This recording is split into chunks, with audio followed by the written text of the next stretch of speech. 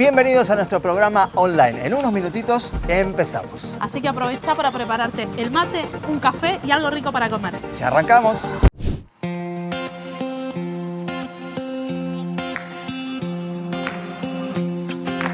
Hoy es diferente, todo ha cambiado y pienso tus promesas. Nunca me has dejado una y otra vez. Lo vuelvo a creer, tu mano me ha salvado. En medio de la noche, en ti seguro estaré. Peleas mis batallas, en ti yo confiaré porque eres vencedor, más que vencedor, y todos lo cantarán. Dice, eres único, Dios incomparable y bueno. Alzo mis manos al cielo, al que me ama, tú quien todo lo haces nuevo. Y eres único, Dios incomparable y bueno. Alzo mis manos al cielo, al que me ama, tú quien todo lo haces nuevo. Mi aliento en la mañana, mi paz cuando me duermo. Tú siempre estás sobrando, aun si no estoy viendo. No tengo que cantar, no me puedo callar. Puedo el cielo tocar cuando me inclino a adorar. Mi casa y yo te alabarán, y hasta el fin te seguirán. Tú eres mucho más de lo que imaginé, de lo que yo soñé. Eres único.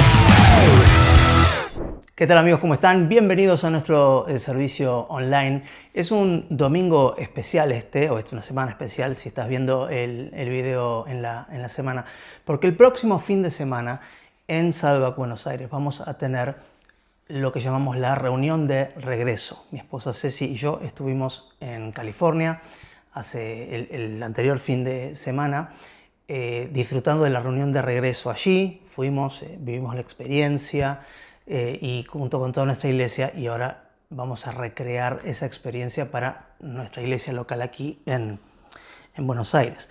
Ahora, este mensaje, no apagues el mensaje en caso de que no estés en Buenos Aires o que no seas de Buenos Aires, porque igualmente te va a ser muy relevante. Mi intención es, en estos minutos que tengo hoy, compartir un poco acerca de, más que compartir, ir creando, o que Dios cree a través de este mensaje, un clima para la reunión de regreso. Si no vas a estar en Buenos Aires por distancia, porque estás en otro país, porque estás en una extensión, todos los mensajes de la reunión de regreso están en el canal de Salvac Church en inglés, y fácilmente le puedes poner los subtítulos en español. Así que, sea como fuera, podés vivir tu reunión de regreso, ya sea en persona con nosotros o virtualmente. ¿De qué se trata la reunión de regreso? Ya lo hicimos el año pasado por primera vez. Es una iniciativa del pastor Andy junto con otros pastores para comenzar el año de una manera especial, buscando a Dios en profundidad. no que no lo hayamos hecho antes, sino que simplemente Él siente y sentimos que es un momento especial para buscar a Dios, para que esté presente en nuestras vidas, en la vida de nuestra iglesia, en la vida de nuestras ciudades, de una manera mucho más palpable. Que en medio de tanta oscuridad, de tanta confusión, de tanto sed espiritual, hago un paréntesis para decir, hay encuestas en los países donde se mide, sobre todo en la iglesia de Occidente, ya que en Oriente es otra realidad distinta, viven distinto su fe allí, pero que hasta el año 2020 la asistencia a la iglesia venía decreciendo, a la iglesia en general, tomando todas las iglesias cristianas, pero que desde el año 2020 hasta ahora volvió a aumentar, con un dato que no es para nada menor, y es que las personas que más empezaron a ir a la iglesia o a volver a la iglesia son las que están en sus 20s y en sus 30s. Lo cual era algo muy difícil de vaticinar o de pensar que hubiera sido así. Pero evidentemente Dios está creando algo, Dios está haciendo algo en la generación Z, en los nuevos jóvenes que están buscando cómo saciar un hambre espiritual, y están buscándolo en la iglesia. Y seguramente lo están buscando en muchos lugares y en muchas otras religiones o creencias también. Entonces, en base a eso es que tratamos de decir, bueno, vamos a buscar a Dios, como se habla en el libro de Joel, capítulo 2, que vengan los grandes, que vengan los chicos, y que todos hagan una reunión sagrada para buscar a Dios, más allá de para enseñar técnicas o para hacer grandes producciones, y todo eso está bien. Yo tengo un gran alma de productor, y si alguna vez pasaste por Salva, que así como los hijos adquieren la forma de sus padres, las iglesias también la de sus pastores, y vas a ver que hacemos muchas cosas con mucha libertad para crear, para hacer arte. Creemos en todo eso. Pero esta reunión de regreso hace un énfasis muy especial en la presencia de Dios y muy poco más, ¿sí? Así que para empezar a calentar el ambiente, a calentar el horno para esta reunión de regreso, que es el 6 y 7 de marzo aquí en Buenos Aires, viernes 6, ya lo digo, de 7:30 de la tarde a más o menos 9:30 de la noche, y el sábado desde las 10 de la mañana hasta las 5 de la tarde con el almuerzo en el medio, una hora libre para almorzar, y se puede almorzar acá en la iglesia. Vamos a habilitar un lugar para que la gente que traiga su comida o que la vaya a comprar acá al barrio pueda almorzar todos juntos aquí. Habiendo dicho eso, quiero arrancar leyendo Salmo 132, los primeros 8 versículos, ¿sí? Voy a hacerlo medio rapidito porque son 8 versículos. Quédate conmigo hasta el final, vas a escuchar nombres de ciudades, cosas, no le des importancia a esto. Vamos a tratar de ver cuál es la columna principal, ¿sí? de este pasaje, que dice así, dice: Señor, acuérdate de David y de todo lo que sufrió. Le hizo una promesa solemne al Señor, le juró al poderoso de Israel: no iré a mi hogar, ni me permitiré descansar, no dejaré que mis ojos duerman, ni cerraré los párpados adormecidos, hasta que encuentre un lugar donde construir una casa para el Señor, un santuario para el poderoso de Israel. Oímos que el arca estaba en Efrata, luego la encontramos en los campos distantes de Jaar. Vayamos al santuario del Señor, adoremos al pie de su trono. Levántate, oh Señor, y entra en tu lugar de descanso junto con el arca, símbolo de tu poder.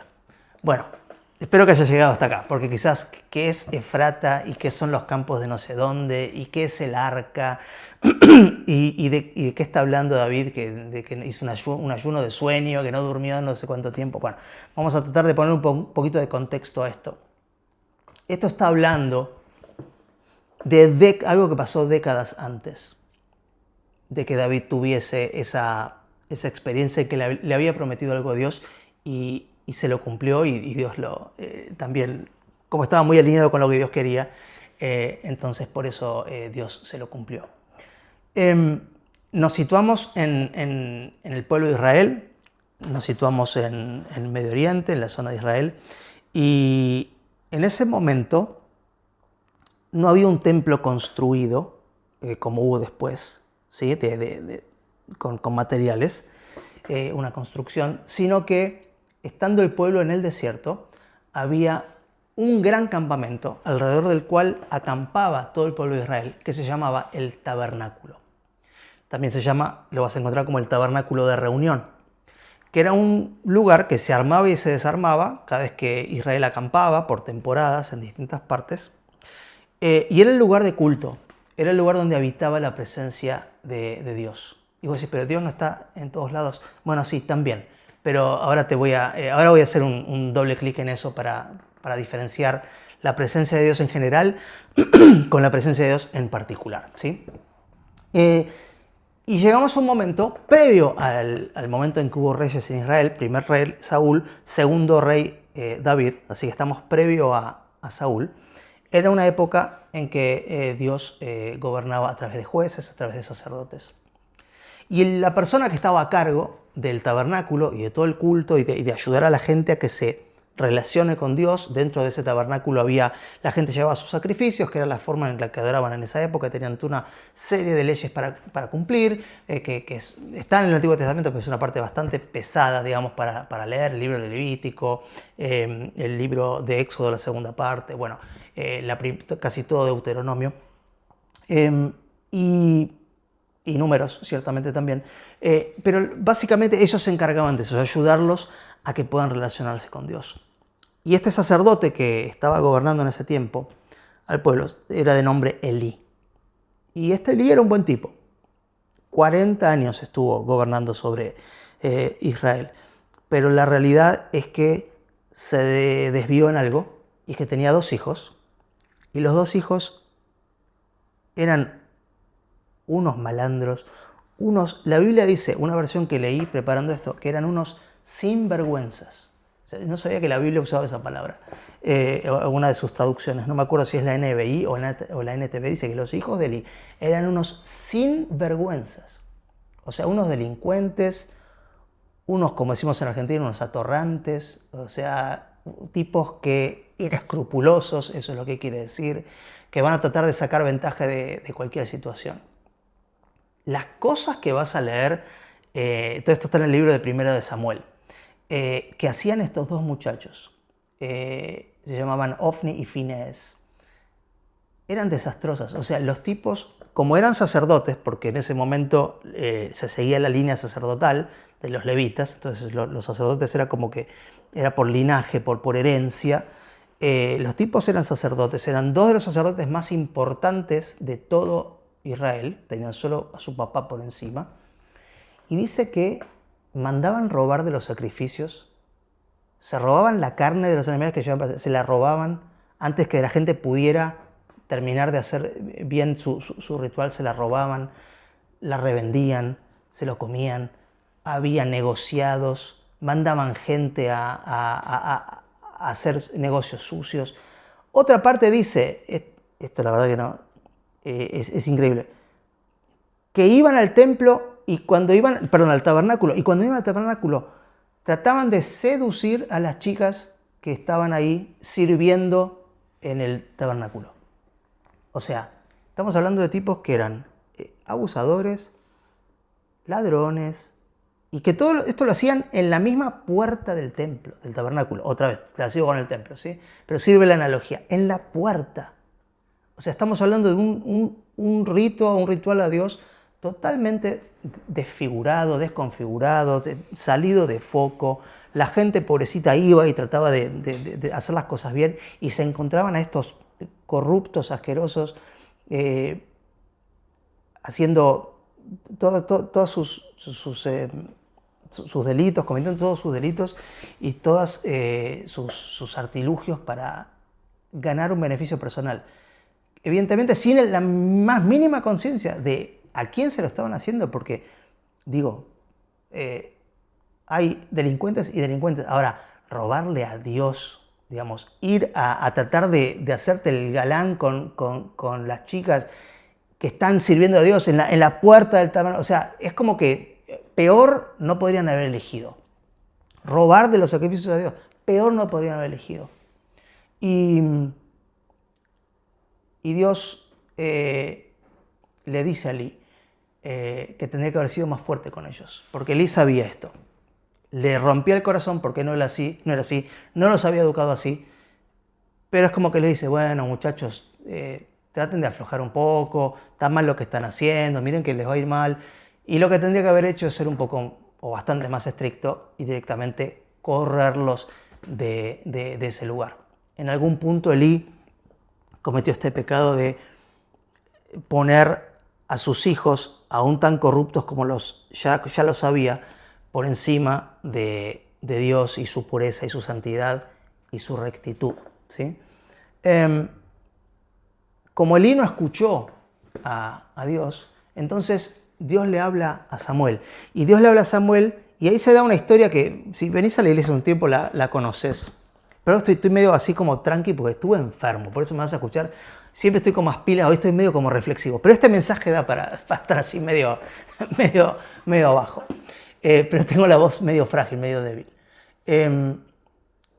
Samuel era este chiquito hijo de Ana y Elcana, que Ana no había podido ser mamá y le pedía a Dios un hijo y un hijo varón. En aquella época tener un hijo varón era un símbolo de trascender, o sea, estamos hablando de costumbres de esa época.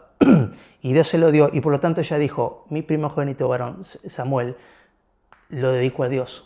De hecho, hay una oración muy linda que dice, así como Dios me escuchó y me dio este hijo, ahora yo se lo devuelvo y se lo dedico a Dios. Entonces Samuel era como un pupilo, un discípulo de Elí. Vivían como en la misma casa sacerdotal, me imagino. Y entonces, lo que voy diciendo es que Samuelito, chiquito, iba creciendo. Iba creciendo en sabiduría y en fuerza, físicamente. Y ahí es donde se da esa historia que quizás la escuchaste alguna vez, que Samuel está durmiendo y escucha que alguien dice su nombre. Y él dice, heme aquí. Y otra vez, y otra vez. Y Samuel pensaba que el que lo llamaba era Elí, cuando después terminó dándose cuenta que el que lo llamaba era Dios. Y hay otra frase ahí, muy conocida. Acá en nuestra iglesia, me gusta porque está arriba, en el espacio de jóvenes. Dice esta frase, dice, habla Señor. La frase original es, habla Señor que tu siervo escucha. Eso fue lo que dijo Samuel. Arriba dice, habla Señor que Sim te escucha. Sim es el nombre de nuestro ministerio. Me gusta. De todas las decoraciones que hay ahí arriba, esa es una de mis preferidas, porque parafrasea justamente ese corazón dispuesto a escuchar a Dios, de alguien muy joven. Y Dios le revela algo tremendo, horrible, horroroso. Le dice que va a quitarle la vida a los hijos de Elí, que va a terminar con esto, que está harto de todo este negocio y toda esta cosa horrible que está pasando en el templo, avalado por los sacerdotes, perpetrado por los sacerdotes, medio avalado por Elí, aunque no del todo, y dice, basta es basta, se terminó. Y se lo dice a un chico, lo cual me hace pensar, hablando de que vamos a estar todos juntos, reunión de regreso, ¿no? Los grandes, los chicos, que primero Dios habla a todos por igual. Nunca, si sos joven y estás viendo esto, nunca, el Nuevo Testamento dice que nadie tenga en poco tu juventud, le dijo Pablo a Timoteo. Pero este es un gran ejemplo. Pero hay un ejemplo todavía peor, y esto es para los grandes. Cuidado, porque cuando Dios encuentra en nosotros que no lo escuchamos, nos puede dejar de lado y ir a hablarle a los chicos. Puede ir a hablarle a nuestros hijos. Qué fuerte es, pero bueno también, ¿eh? Es un buen despertador. Cuando como papá, tus hijos te hablan algo de Dios que vos no quisiste escuchar o que no estabas escuchando. Ejemplo sencillo, casi, no voy a decir tonto, pero un ejemplo cotidiano, ahí está. Nos sentamos a comer y uno le enseñó a los hijos a que oramos antes de comer. Entonces vamos a comer y uno empieza a comer y alguno de los chicos dice, papá, ¿no oramos? Te tragas la comida. De nuevo, es algo cotidiano, no estoy diciendo que no puedes comer antes de orar, o sea, puedes orar durante la comida, después de comer para agradecer, está bien, pero esa cosa de que lo que vos les enseñaste, después ellos te lo terminan recordando, enseñando a vos, me parece interesante. Pero cuidado con no escuchar a Dios y que Dios tenga que usar a tus hijos para recordarte lo que vos no pudiste o no quisiste escuchar. Entonces, Samuel le cuenta esto a Elí. Elí está, muy, muy triste. Y va pasando el tiempo y llega un momento en que viene una invasión una invasión, una guerra de los filisteos. Los filisteos vienen a pelear contra Israel, vienen a invadir. Y acá es donde entra el concepto del arca. Dentro del tabernáculo había un lugar que era el lugar santísimo, donde estaba el arca del pacto. No sé si lo sabes, pero de mi generación fue muy conocido. La primera película de Indiana Jones era Indiana Jones y los cazadores del arca perdida. El arca que buscan es esa, el arca del pacto. Y después hacen una ficción todo alrededor de eso, como que saben dónde está el arca de aquella época. Es el mismo arca. En ese arca Dios habitaba casi corporalmente, no corporalmente, pero ahí estaba la presencia de Dios. Por eso te dije, Dios está en todos lados, sí, está en la luna, está acá, está donde estás vos, donde estoy yo, pero la presencia de Dios, como si Dios fuera a tener como un lugar donde atiende en persona, vamos a decirlo así, estaba donde estaba ese arca. Un lugar santísimo, un lugar donde los sacerdotes no podían entrar sin seguir todos los rituales porque caían muertos en el acto por la presencia de Dios, por la santidad de Dios, por su grandeza. Donde no podía haber personas pecadoras, digamos, enfrente de la presencia de Dios sin cumplir todos esos rituales. ¿Qué idea tienen estos dos sinvergüenzas? Como dice la Biblia. Dicen, para ganar la batalla, agarremos el arca del pacto, saquémosla del lugar santísimo y llevémosla a la batalla. Y así vamos a ganar. Entonces no tuvieron mejor idea que esa, llevar el arca a la batalla. O sea, usar las cosas de Dios como un amuleto de la buena suerte. ¿Alguna vez te pasó caer en eso? ¿O conoces gente así o iglesias? Alejate de lugares así.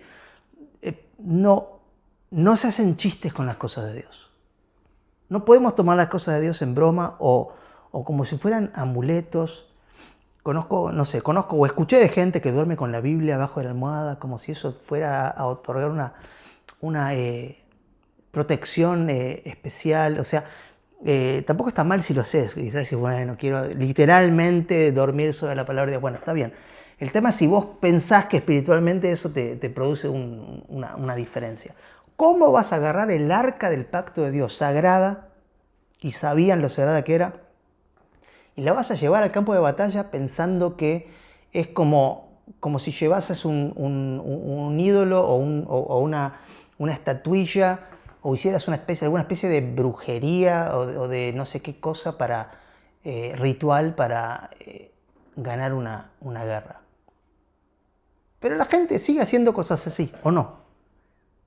Yo me acuerdo cuando iba a la facultad que tenía compañeros que decían que su madre había prendido una vela con algún santo adentro y la había puesto adentro del freezer para que aprueben el examen. Literal, no lo estoy inventando. Digo, sigue pasando, ¿no? Hasta los ladrones.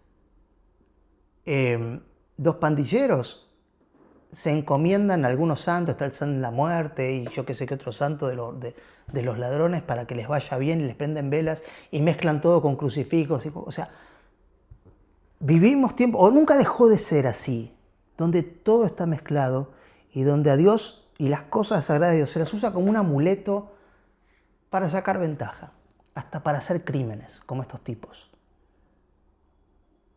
Bueno, la batalla la perdieron. No solo perdieron la batalla, sino que los dos hijos de Eli, tal como le dijo Dios a Samuel, fueron asesinados, fueron muertos en esa batalla. Llegan las noticias de que eso había pasado. Omití una parte importante. Se robaron el arca. Se la llevaron como un botín de guerra, los filisteos, los enemigos de Dios. O sea, no solo no funcionó la macumba esta que quisieron hacer usando las cosas de Dios como algo profano, sino que murieron y se robaron el arca de Dios. O sea, peor no había podido salir para el pueblo. Vienen a contarle a Elí. Elí tenía más de 90 años, creo que 98 dice la Biblia. Estaba ciego, estaba sentado, le cuentan esto y cuando Elí lo escucha, ya su corazón no lo toleró más. Cayó de la silla, se rompió la cabeza, quedó muerto. en el instante. Y una de sus nueras, que estaba embarazada de uno de estos dos malandros, estaba embarazada, y cuando escucha la noticia, dice que entra inmediatamente en trabajo de parto, tiene un parto acelerado ahí en el momento, de tal manera que ella muere por el parto. Y antes de morir, dice cuál va a ser el nombre de su hijo. Y el nombre que le puso al hijo es una palabrita que te pongo ahí en la pantalla, que es Ichabod, o Ichabod, Ichabod, ¿sí? No sé hebreo, pero esa es la idea. Y lo que quiere decir en ese momento, cuando las personas tenían algo muy importante para recordar o muy importante para dejar plasmado, le ponían un nombre relacionado a sus hijos. Y a veces los nombres eran malísimos. Digamos, hay nombres de hijos que significan hijos de mi dolor, hijos del abandono. Pero bueno, así era, ¿sí? Y en este caso, Ichabod significa la gloria de Dios se fue. Y fue lo último que dijo, le voy a poner así, no porque su suegro había muerto, no porque su marido había muerto y había enviudado, sino porque esta mujer sí entendía que lo más importante de todo lo que había pasado es que la gloria de Dios había dejado el lugar. La gloria de Dios se fue. Y esa palabra Ichabod se refiere, como les decía antes, no a la gloria general de Dios, lo que se llama la omnipresencia de Dios, que Dios está en todo lugar, sí, lo sabemos. La Ichabod, o la Jabod, mejor dicho, porque I al parecer es que no está, ¿sí? O sea, la Jabod es como la gloria de Dios manifiesta la cercanía. La gloria cercana de Dios, el calorcito. Esa cosa que uno puede sentir, Dios está aquí, Dios está conmigo. Dios está has tenido momentos en tu vida, Dios está conmigo, Dios está con nosotros, Dios está en esta iglesia. Momentos de tu vida donde dijiste, solo Dios pudo haber hecho esto. O sea, tenés conciencia de la presencia de Dios, pero hay momentos donde tenés una super conciencia de la presencia de Dios. Y decís, es indudable que Dios ha estado aquí. Bueno, algo así. Y esta mujer le pone Ichabod, esa gloria se fue. Y ciertamente se fue. Se llevaron el arca para otro lado. Los filisteos ponen el arca en el templo. Los filisteos les venían bien todos los dioses. Había mucho politeísmo. Y agarran el arca y dicen, bueno, la vamos a poner junto con el dios Dagón. Un dios que tenía su propio templo de ellos y una estatua grande de piedra. Entonces ponen el arca al lado. Cuando vuelven al otro día, la estatua de Dagón había caído de frente, de narices, delante del arca del pacto, delante de la presencia de Dios. Y los tipos habían dicho, uy, ¿qué pasó? Habrá venido un viento, qué coincidencia, ¿no? Pusimos justo el arca y venimos al otro día y la estatua está como postrada, había caído de narices ante la... Entonces la levantan de nuevo y dicen, bueno, nada, no pasa nada. Al otro día vuelven, está de nuevo caída la estatua y sus brazos y sus piernas partidos. Y ahí dicen, no, esto no puede ser casualidad. Que una estatua de piedra tan fuerte que nunca se caiga 2 veces y se rompa. Este Dios tiene algo. Este Dios es poderoso, no lo conocemos, pero este Dios es... Fíjate, hasta los enemigos de Dios reconociendo quién Dios es. Me agarro a la cabeza. Porque no puedo creer. ¿Cómo somos a veces que hasta... Qué feo cuando alguien que ni es creyente te tiene que recordar quién es tu Dios. ¿Te ha pasado? A mí sí. Me ha pasado. Que un no creyente tenga más fe que yo.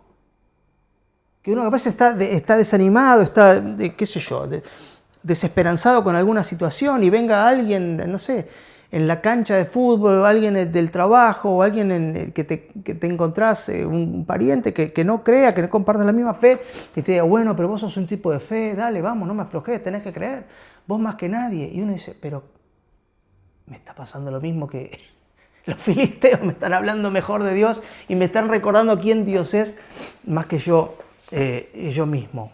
Fuerte, ¿no? Entonces pasaron un montón de cosas con el arca, básicamente no la querían ni ver al arca, porque donde iba el arca armaba lío, porque la presencia de Dios, o donde va, arma lío. Hasta que en un momento dijeron, ¿saben qué? Le armamos una carretilla, le atamos la carretilla a 2 vacas y que arranquen las vacas para el lado de Jerusalén, y para el lado de Israel, y les devolvemos el arca, y encima con un regalo, con 2 regalos. O sea, como decimos acá, se lo envolvemos para regalo. O sea, tipo, no la queremos más al arca esta. Tomen ustedes su arca, que sabrán cómo manejarla. Y es más, le mandamos 2 regalos para que, gracias, muchas gracias por los servicios prestados. No queremos más esta arca. Este Dios es de ustedes, demasiado poderoso para nosotros. Y esas vacas van por un lado, pobre, después las matan a las vacas, se las comen. Ese arca termina en la casa de un tipo llamado Aminadab, viviendo en una zona alta, aislada, durante 20 años. Durante 20 años. Y una pregunta que yo me puedo hacer, y ustedes también, es, ¿y qué pasó mientras tanto en Israel durante esos 20 años? Nada. Nada. El tabernáculo siguió funcionando como siempre y como si nada. Es decir, nadie notó que ya no estaba más la presencia de Dios. Nadie notó que ya no estaba más la gloria de Dios. Simplemente siguieron haciendo los sacrificios, siguieron llevando sus ofrendas, siguieron haciendo sus oraciones. Y todo funcionaba como antes, pero sin contenido. Y eso nos puede pasar y nos pasa muy seguido a nosotros también. ¿Sí o no? Aprendemos a ir a la iglesia, aprendemos a decir las palabras correctas. Uy, hermano, voy a orar por vos. Bendecido, Dios te bendiga, amén, shalom, paz. No sé, ¿viste la gente que te saluda en hebreo? Digo, yo no soy de eso, pero saludas a uno y te dice, hermano, paz. Bueno, son costumbres, ¿no?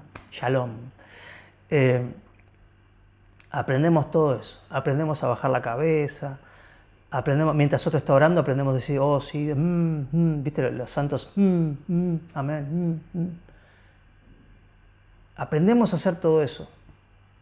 Y siempre que digo así, hablo de mí, Y podemos operar en piloto automático sin que la presencia de Dios y la gloria de Dios, la cercanía de Dios, no la omnipresencia, la cercanía de Dios, el calorcito, esté cerca nuestro. Y así estuvieron 20 años, sin que nadie notara demasiado. Hasta que, tuvo Samuel ahí ya de grande, después el pueblo pide un rey, viene Saúl, Saúl termina mal, la historia de David, que muchas veces le hemos contado, y Dios lo levanta finalmente después de toda la persecución y todo lo que tuvo, lo levanta a David como rey. Y David se propone una sola cosa como su misión central inicial, tipo, hasta que no cumpla esto no voy a hacer nada de lo demás. No pienso conquistar un pueblo hasta que no haga esto, no pienso construir nada hasta que no haga esto. ¿Y cuál era su gran misión? Recuperar el arca del pacto de Dios. Recuperarla. Por eso el pasaje que leímos al principio decía, acordémonos de los tiempos de David. Como un llamado a decir, volvamos a tener ese celo santo como David por las cosas de Dios. Hechos 13:22 está contando, es un relato del Nuevo Testamento, hablando de David, y Dios dice esto, dice, he encontrado en David, hijo de Isaí, un hombre conforme a mi corazón. Él hará todo lo que yo quiera. Y a la luz de esto que David hizo, todo lo que Dios quería era volver a su hogar, volver a su pueblo, volver a su iglesia, diríamos hoy en tiempos del Nuevo Testamento.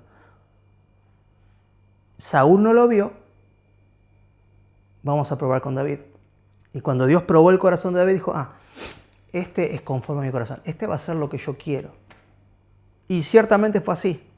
David entendió perfectamente lo que Dios quería. antes que nada, las cosas en su lugar, el arca en su lugar. Dicen que los hijos se parecen a los padres, no lo dicen, es una realidad. Yo tengo 3 hijos, puedo ver cómo se parecen a mí en distintas cosas, ¿no? Ellos tienen su individualidad, en los gustos, en las formas a veces de hablar o de sentarse o de gesticular, ¿no? Llama mucho la atención. Por ejemplo, mi hijo del medio es fanático de un postre que se llama queso y dulce, igual que yo. Ya simplemente nos entendemos con la mirada, el queso y dulce es lo mejor que nos puede pasar en la vida gastronómica. Él quiere lo que yo quiero. Y David quería lo que Dios quería. Y Dios dijo, Él va a hacer lo que yo quiera. La pregunta es si nosotros vamos a hacer lo que Dios quiera. Porque sigue habiendo un deseo de Dios constante de habitar entre nosotros. De la Jabod, perdón, no sé hablar hebreo, pero de la gloria de Dios, de su presencia, de su cercanía entre nosotros. ¿Qué es lo que Dios quiere? Dios siempre quiso lo mismo, estar cerca. Si vos querés querer lo mismo que Dios, querés decir, ay, ¿cómo puedo ser como David? ¿Qué quiso decir Dios cuando dijo, ay, es alguien que es conforme a mi corazón? ¿Qué significa eso? ¿Que tengo que hacer qué cosas para ser como David, para que Dios me apruebe igualmente? Buscar la presencia de Dios.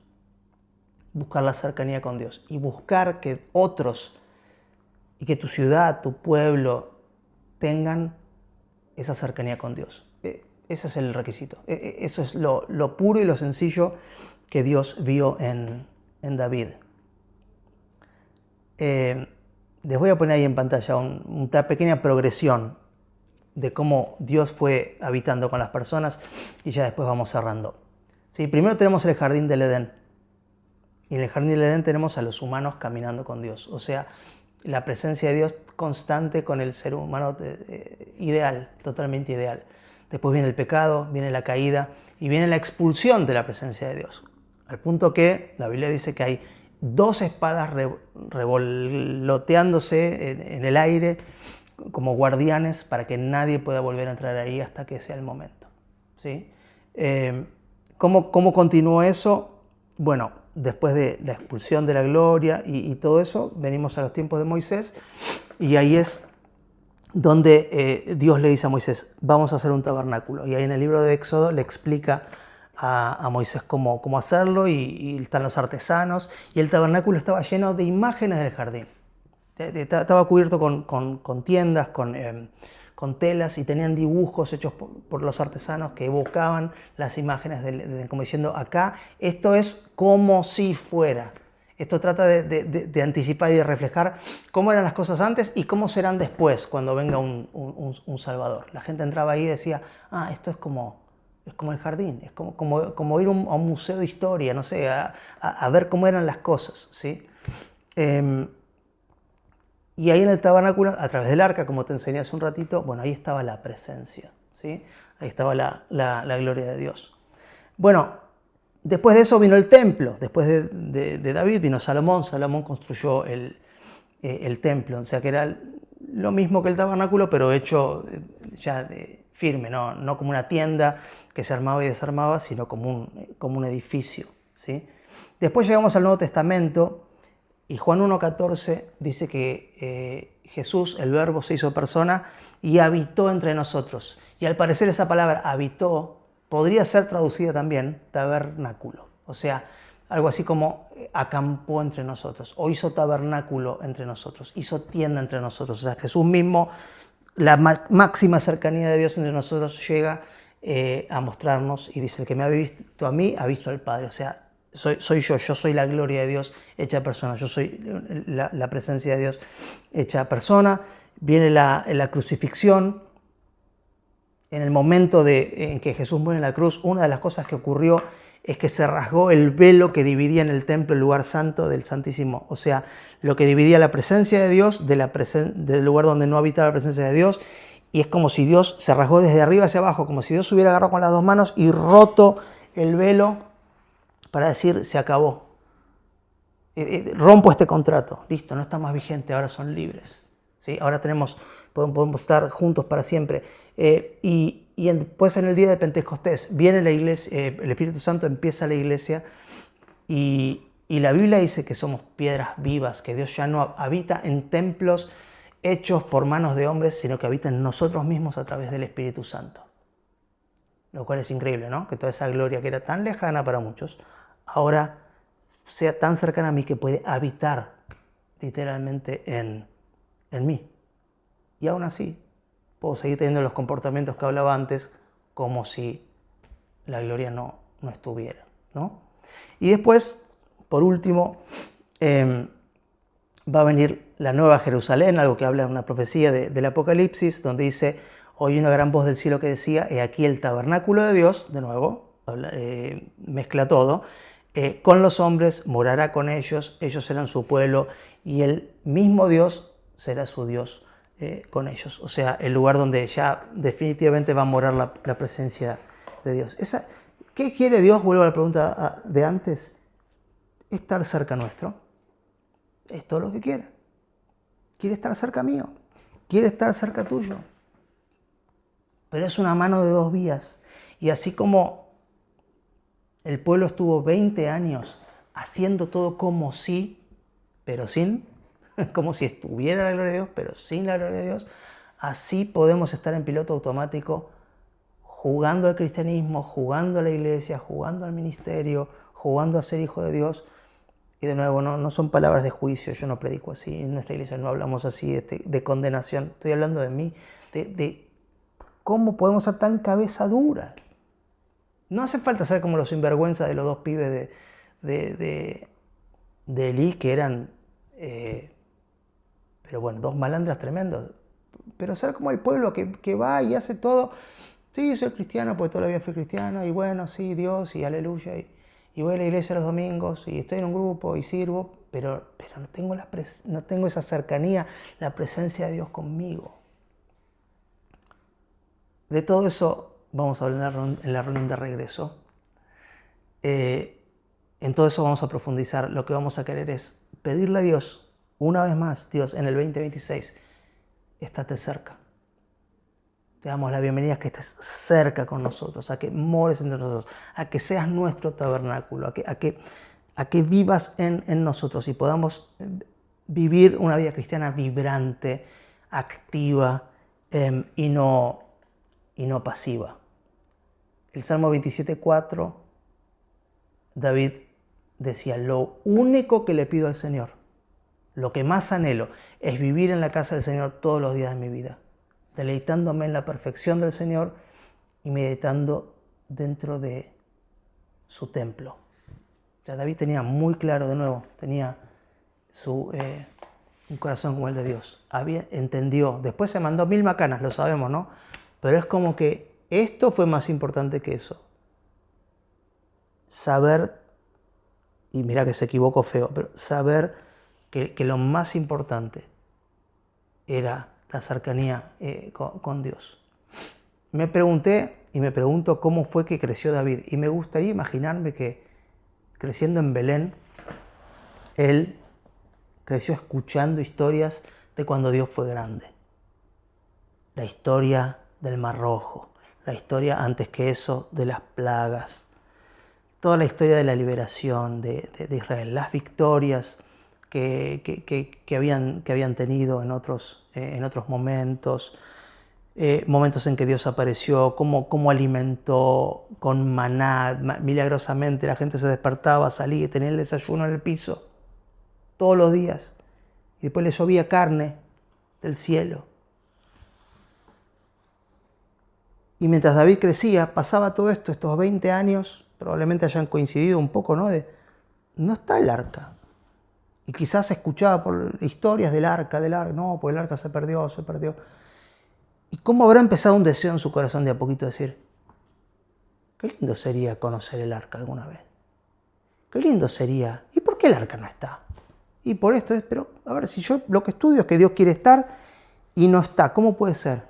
Si, alguien tiene que arreglar esto. Hasta que de a poco fue dándose cuenta de que él era el que lo iba a tener que arreglar, que Dios lo iba a usar a él. Y ahí, en algún momento de su adolescencia, de su niñez o de su juventud, dijo, seguramente niñez o adolescencia, dijo, yo quiero, Dios, si alguna vez llego a ser rey, ya sé que es imposible, Dios, ya sé que es imposible. Pero total, orar es gratis y soñar también. Si alguna vez llego a ser rey, yo te prometo, Dios, que voy a traer el arca. Yo te la voy a traer. Y Dios se lo tomó en serio y hizo que así fuera. Como dije al principio, Dios se tomó en serio el sueño de David y por lo tanto le cumplió el sueño. Bueno, ojalá que sea así para nosotros también. Espero haberte inspirado. Hoy nos vamos a ver en la reunión de regreso, el viernes 6 y el 7. Si estás cerca de Buenos Aires, vení a va a valer la pena. ¿Sí? Vamos a orar y terminamos. Dios, gracias por tu palabra, por esta historia tremenda, increíble, de cómo podemos ser tan flojos en nuestra fe, de que todo siga pasando sin darnos cuenta de que lo esencial no está. Dios, te pido que nuestro corazón sea como el de David, que inspires en nosotros sueños como los de David, sueños de que tu cercanía esté en nuestra familia, en nuestras iglesias, en nuestras extensiones, en nuestro pueblo, en nuestras ciudades, en nuestras universidades, en nuestros trabajos. Dios, que la gente se vuelva a vos de una forma como nunca antes lo vimos en nuestra vida, que quizás sí escuchamos de otros momentos. Capaz escuchamos de historiadores o de abuelos que nos hayan contado de cómo se creó la iglesia en la que estamos, con mucha fe, y como lo hemos escuchado al pastor Rick tantas veces, de cómo toda esta iglesia salva se levantó en fe. Acá en Buenos Aires tenemos historias también de cómo la iglesia pudo llegar a tener el lugar en el que estamos ahora y pudiste hacer milagros, pero Dios, queremos más de nuestras propias historias, más de tu cercanía, para nosotros contarles a nuestros hijos y a nuestros nietos también, y que ellos sean inspirados y busquen sus propios sueños en el nombre de Jesús. Amén. Nos vemos en la reunión de regreso o si no, en el próximo online.